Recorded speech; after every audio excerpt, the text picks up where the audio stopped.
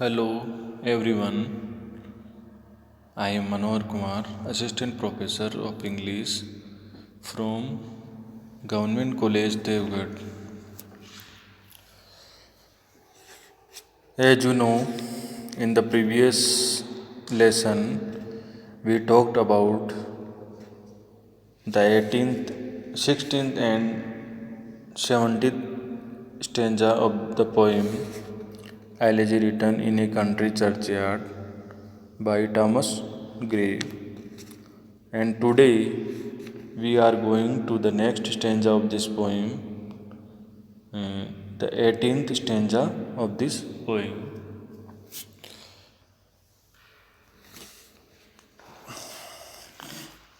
As we already discussed in the previous lessons that this poem is very long poem and one of the greatest elegies of English literature, and uh, very important elegy, very important poem for BA second year students, and one of the most typical poems of Thomas Gray. Uh, as we already discussed that Thomas Gray was one of the most obscure and typical poets who belongs to transition period. So this poem is also a obscure poem, and we have to take it seriously. We have to study it seriously. So the 18th stanza of this poem: struggling pangs of conscious truth to hide, to quench the blushes of ingenious shame, or heap the shrine of luxury and pride, with incense kindled at the muse flame. The struggling pangs of conscious means feelings of shame, feelings of guilt, truth to hide, to quench means satisfy the blushes of ingenious means natural, genuine shame, and heap the shrine of luxury and pride. Luxury and pride means rich and proud persons. Luxury and pride are personified here with incense kindled. Incense means here fragrant substance burnt at the time of worship. During the worship we burn the fragrant substance as agarbatti and other things to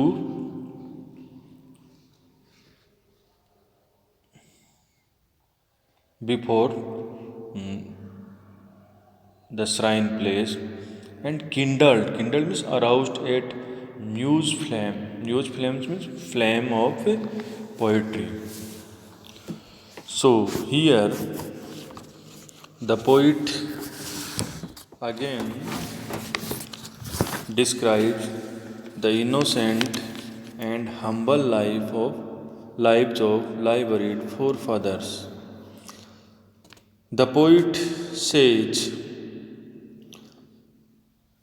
their humble destiny prevented them from suppressing truth, which always seeks to come out.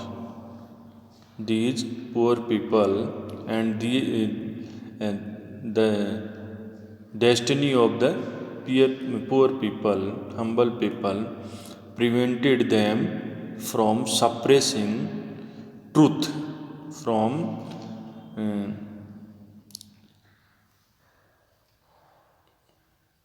concealing truth, which always seeks to come out and become known. So these humble people ne-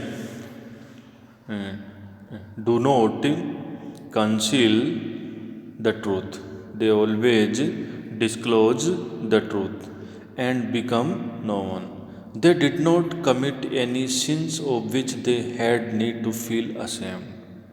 They did not commit any sins, any crimes of which they had need to feel ashamed. So they do always the acts, the work which are always simple, always guiltless, always crimeless. Nor did they degrade themselves by dedicating their poems to wealthy and luxury loving patrons in words of fulsome praise or extravagant flattery. These humble people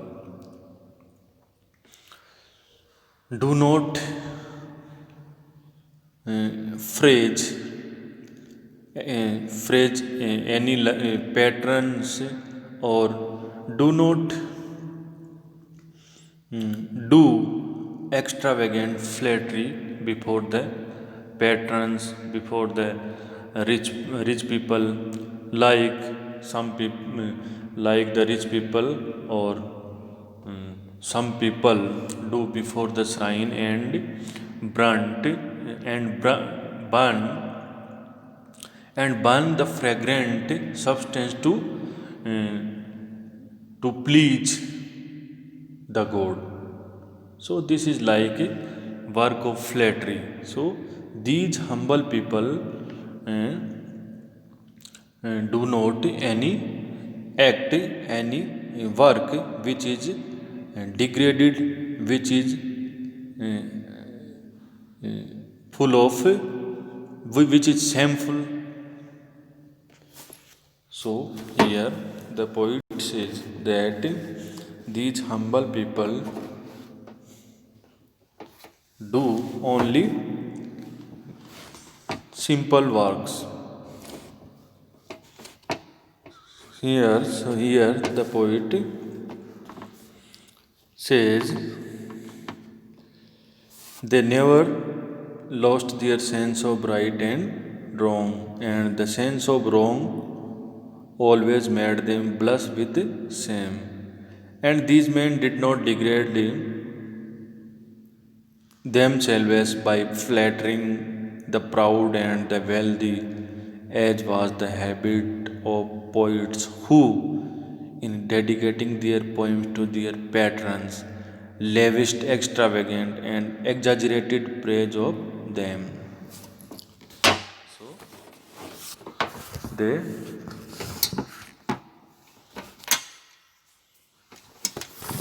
do not praise their patrons,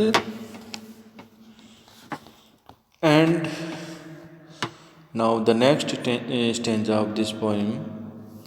Far from the maddening crowd's ignoble strife, their sober visage never learnt to stray along the cool, sequestered vale of life. They kept the noiseless tenure of their way. So, in this stanza,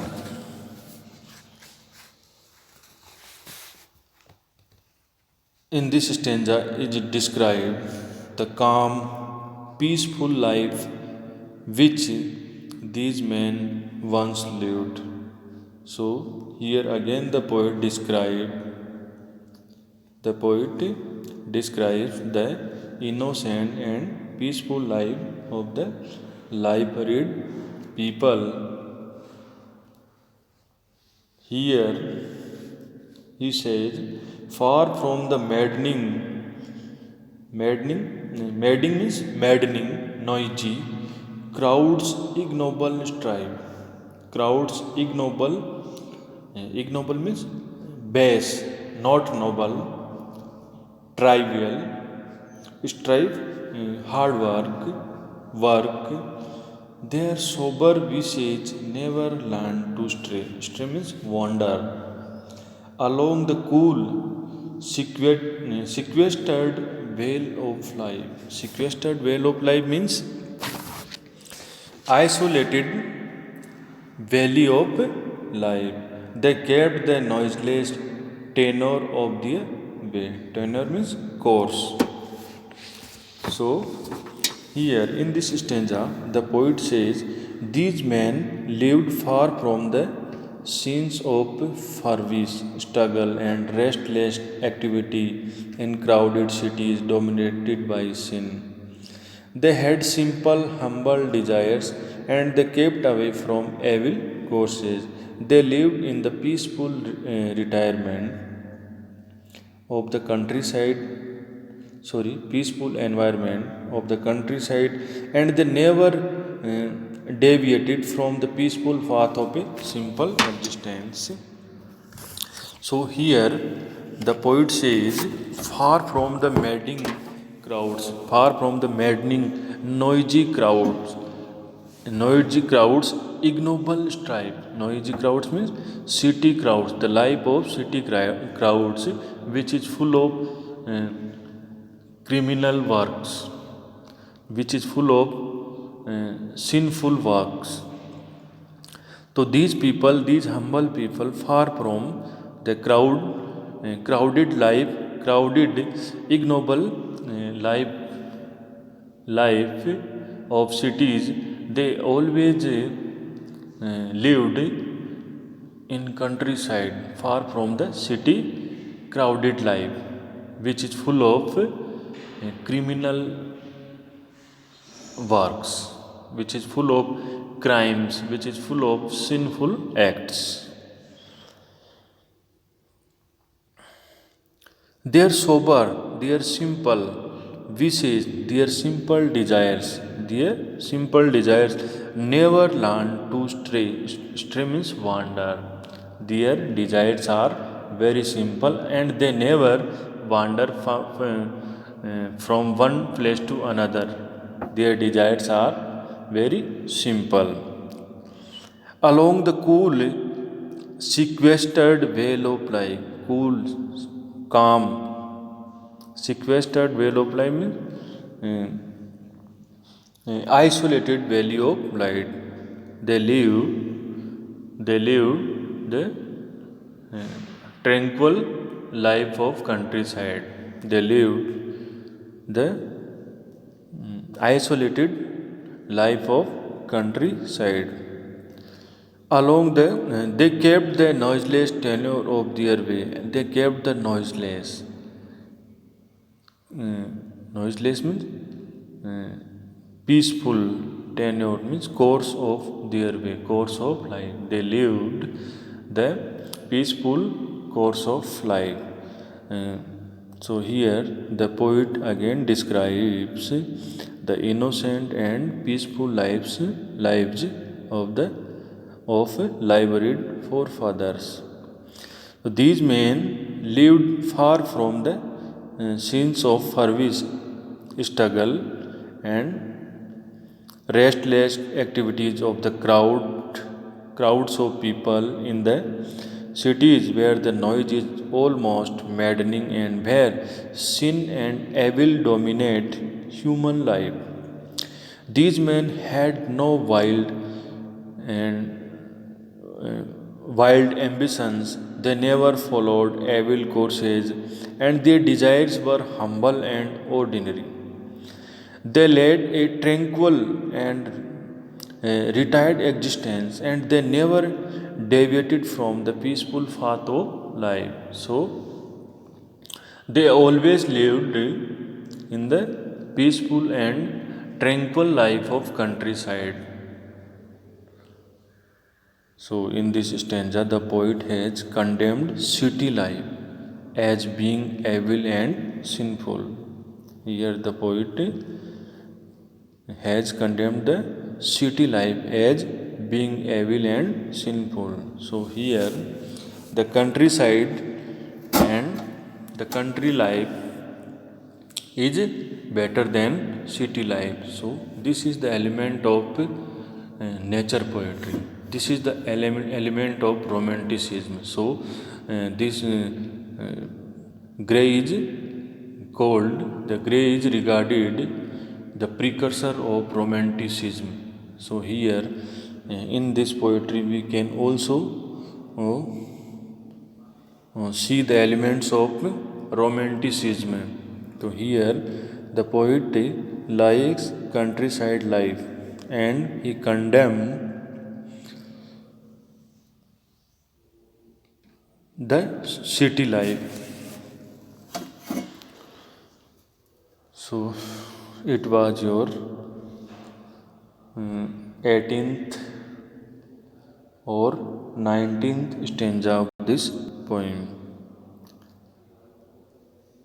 Thank you for today.